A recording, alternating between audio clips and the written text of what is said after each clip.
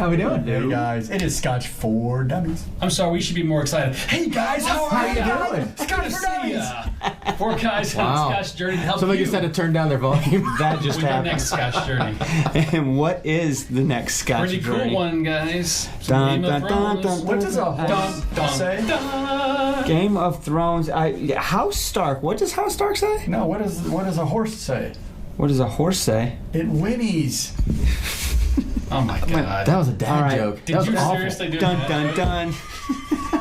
Hey, we have a Game of Thrones bottling of Dalwhinnie. It is part of the Diageo Game of Thrones series. 8 bottles for the 7 houses in the Night's Watch. This one happens to be House Stark and is represented by Dalwhinnie. And the wolf. Whinny. And the wolf. So House Stark, their sigil is the wolf, and winter is coming is their motto. Winter is And coming. if you're keeping up on the series, winter's damn near here.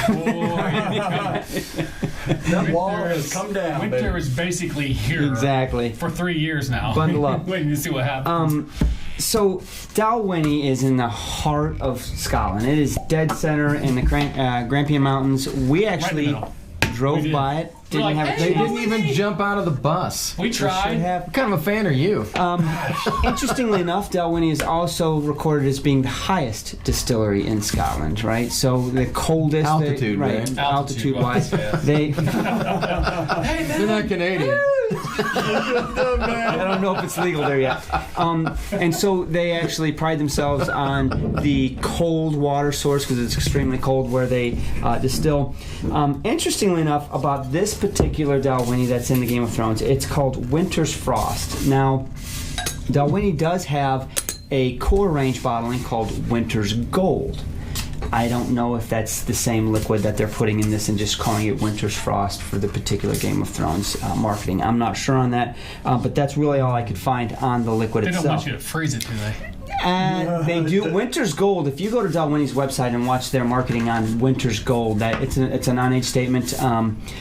Core range bottling. Yes, they want you to put the bottle in the freezer for 24 hours and then serve it in a cold glass. And Yeah, we tried that once with this one. Not so good. didn't work out so well. So I'm not going to That's judge different. this on that. Different thing, but- this is a 43% ABV, and it's representing House Stark, which I'm a huge fan. I mean, Oh, I think yeah. everybody's a fan of Stark. They want to see them win in the end. I mean, they're really, it was easy to connect with them. But who knows? Do we have an idea? in honor of In the honor of the altitude of the Dalwhinnie Distillery, Oh, that's a good one. coin number 83. 83. and how's that? Meters, miles, it's all good. It's .83 of It's a mile. 83 miles It's from the a- center of the earth. It's a. I don't know. 42 is the magic number. Hey, You're such a dork. What's Do ABV they- on here? do they have any information about why they picked the specific distilleries So- and paired them with the different houses? Or was it all a little more random? if you read the back of the can, Drew, the top of the back Yeah, of the right, can. me. Oh yeah, he needs his glasses. let me hold it. It says so. You kind of have to read that. In the vast cold expanse of the northern lands of Westeros, the House Stark ruled, yada yada, and it tells you about the Starks and what it is, and then it says that their resiliency, strength, and ability to thrive in most situations shaped its frigid temperatures. Like House Stark, Dalwhinnie is made of one of the highest and coldest. So I think they did. So they did try and pair it up Yeah. Right. to meet certain characteristics of each house. Exactly. So, I mean, they're all Diageo distilleries, right? That's why Right. this is being done. Diageo's, it's their whole spiel. But I do think they looked at the distilleries and did some kind of It matching. seems like it. I know for one that the Greyjoy with the Talisker, I think that's perfect. I think that was a no-brainer, and at least they didn't screw that one up. But we don't have that bottle quite yet. So, anyway, what are you guys Enough getting talking. on Dalwhinnie? I like this. I mean, it's got. I'm almost getting like plum or some kind of, stone fruit on the nose. And we have had the Dalwhinnie 15, I think. Yep, Yeah. we have It's reviewed been a Dalwhinnie minute, but 15. it does kind of remind me a little bit of what that was about, as far as just very light and It's very clean. It's got a nice mineral quality to Yeah. it that I actually really kind of like. There's a nice maltiness. does remind me of like a spring water, walking down and kind of smelling that. They brag on I'm the getting temperature rich of their water. It's got some malt. I'm getting rich maltness in this. I mean, it's kind of meaty. It's kind of that classic old style Scotch. I don't remember Dalwhinnie being this Full bodied. full bodied. Yeah, I guess that's the key. I remember it having a nice mouthfeel, like a good coating quality. But you're right. This has a nice meaty, like you can chew on this Scotch for a minute, which I actually kind of wasn't expecting that because I was thinking more of a lighter style. And on the nose, it's very light. 43 ABV too. It's not light, but it's got enough there to kind of make you appreciate it. You know? Yeah, It's got a much longer palate than I expected. A little spicy. like it's back still end. going. It definitely has some spice to it at the end. I'm gonna let this one sit really, for a second. Really clean. So at 43%, I'm still the jury's out on what water's going to do to it. I want to take a couple more sniffs and a drink of this before I put some water on it. But obviously, I'm going to go out on a limb and say chill filtered and not natural coloring. It's a non-age statement, so it is what it is. I'd really like to know if the Winter's Frost is truly, in fact, Winter's Gold from their core lineup, but. Comment below if you know. Yeah, if you can figure that out, maybe we reach out to Diageo or the distillery to find out Maybe that we one. just go buy a bottle of Dalwhinnie Winter's Gold and Ooh, put it head to head. that sounds more fun than sending an email to a distillery. I'm just saying. I think odds are. Did you actually pour water out of that picture? Just a drop or two. One thing I absolutely love the extent of their marketing with the tubes Yeah, for the for the bottles. I mean, the picture that they're putting on to represent the house, and the motto, the little write up about the houses. So sidebar, do you think people are going to buy these bottles based on who they're fans of or the whole collection? Man, I don't know. I'll tell you what. If you go online right now, there are some websites that you can pre-order these, and you can get the set for $750, $800. When if you buy the bottles at retail cost, what they're supposed to be retailed at, it's about $400. Yeah. So I mean, people are already trying to take advantage of the whole collectability of this, right? Yeah. You know, obviously we buy our Scotch to drink, you know. Yes, we do. So I'm not worried about that. I don't know, Drew. I mean, if you bought them all at retail and spent $425, whatever it is, let's say, how many people can afford $425 to buy all 8 bottles? So you're probably going to buy either the one that's the distillery that you like the best, Thinking. or the house that you like the best. I think if you are a Game of Thrones guy, I'm not, but if you are a Game of Thrones guy, you're going to want to get the whole set, right? Why would you not? That's what I'm doing. If you are like me and you are looking at the distillery and are getting excited about, because some of these bottles are scotches that you can get their everyday. It's the same juice. Right, You're like this in might a special be that gold. Right. But there are other bottles that it is a one-off, limited edition. You can't get this except buying this bottle. Exactly. And so those bottles, I'm actually kind of excited to try. Right. So this was a Ready to go? $40 Let's go. bottle. This was $40. I don't know about this one. So I like the meaty character, but I'm not getting a lot of depth on. I mean, So do we know Dalwhinnie? Is it a primary feeder to Johnny Walker? Do we know? I don't know about that. I'm not quite sure on that. Okay. I don't know. It might be. Because the reason I say that is because I'm not getting a lot of complexity. I'm getting a good basic malty Scotch with kind of a unidimensional character. Yep. It does that character very well, I will say that. But I'm not getting a lot of fruit. It's kind of that malt with a little bit of plum on the nose, just kind of that middle of the road.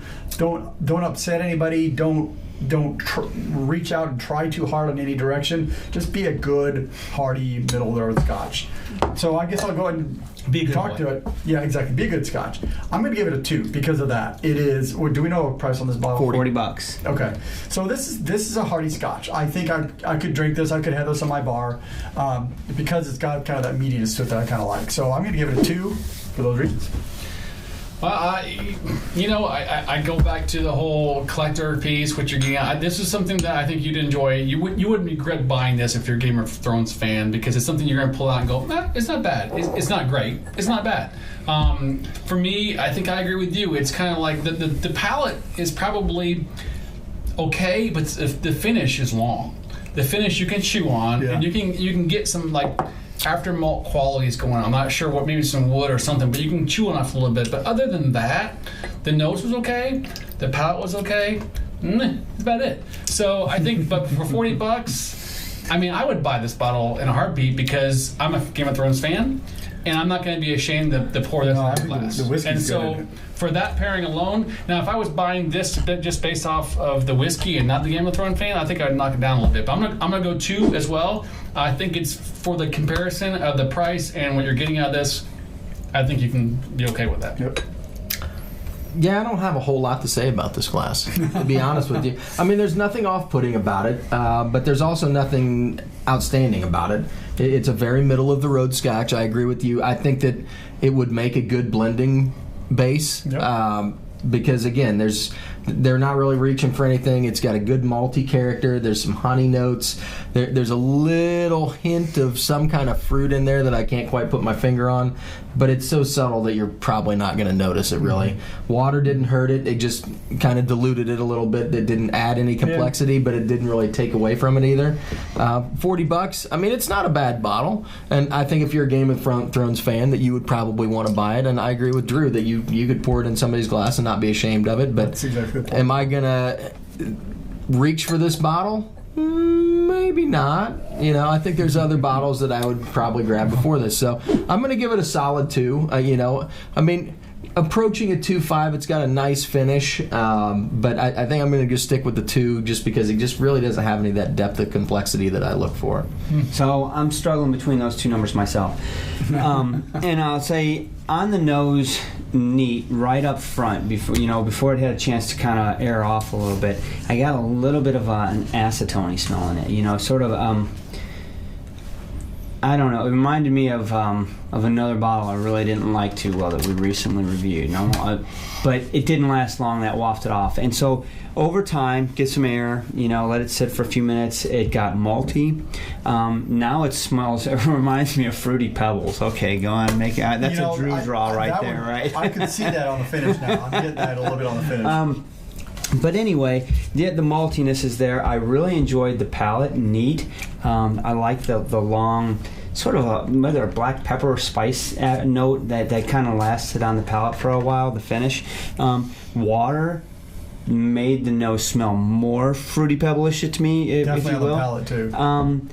And it mellowed the palate out a little bit, but it didn't lose the spicy afternote. So I'm not going to say it's mind-boggling. It's a $40 bottle, 43%, which I appreciate. I'm knocking that up a little bit. Love to have seen it at 46. I think it's, for a collector standpoint, if you're a Game of Thrones fan and a house start, you're not going to be upset with the bottle. You'll drink it and enjoy it. Do you go out of your way for it? Probably not. I'm stuck between. I want to say 2.25. You know what? You said 2. I'm gonna help it out. I'm gonna say 2.5. Now you just messed up the math. I did that because math is easy. Oh, wait, it's hard. And I'm dying to see what the Arya girls do here in the next season. I hope she sticks a few people. Little in. dagger. Oh yeah, she'll take care of it. Anyway, All right, I'm gonna say 2.5, guys. 2.5. Winter is here. 1, 2, 5. All right, there you go, guys. Thanks Wear for shade up. watching. Please hit the subscribe, the like. We are live. Thursday. Every Thursday. Nights? Thursday? Yeah. Really? Every If you hit the Thursday. little bell, you'll know about it. And you please, just found you out. know what? We ask you if you subscribe. We know that half of you are not subscribed. Just hit the subscribe button. It's cool. It takes 2 out. seconds. 2 seconds. Exactly. So Not even. All right, guys. stay tuned for more. Hey man, Game of Thrones boys, how's it start?